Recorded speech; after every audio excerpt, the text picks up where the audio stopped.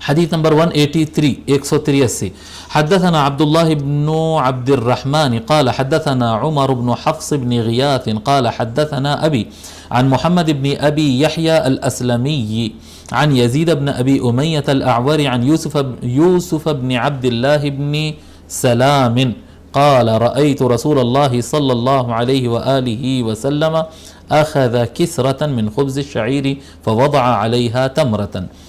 یوسف بن عبداللہ بن سلام، ان کے بارے میں لکھیے، یہ صحابی ہیں. یوسف بن عبداللہ بن سلام، یوسف بن عبداللہ بن سلام الاسرائیلی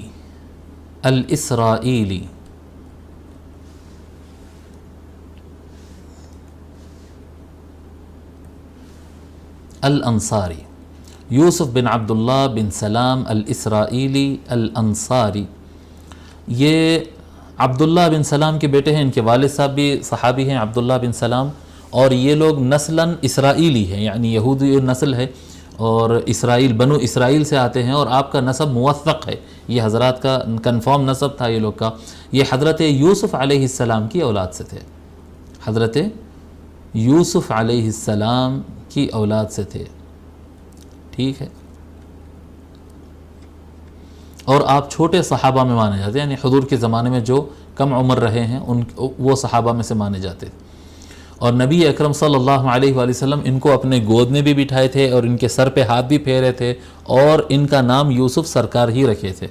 ان کا نام یوسف سرکار صلی اللہ علیہ وآلہ وسلم نے رکھے تھے. اور یہ تقریباً 100 ہجری کے آس پاس ان کا انتقال ہوا. 100 ہجری 100 کے آس پاس ان کا انتقال ہوا، یوسف بن عبداللہ. تو حضرت یوسف بن عبداللہ بن سلام رضی اللہ تعالی عنہ کہتے ہیں کہ میں نے رسول اکرم صلی اللہ علیہ وآلہ وسلم کو دیکھا کہ وہ جو کی روٹی کا ایک ٹکڑا اپنے ہاتھ میں لیے. روٹی کا ایک نوالا ہوتا نا، روٹی کا ایک حصہ، جو کی روٹی تھی، وہ روٹی کا ایک نوالا توڑ کر اپنے ہاتھ میں لیے.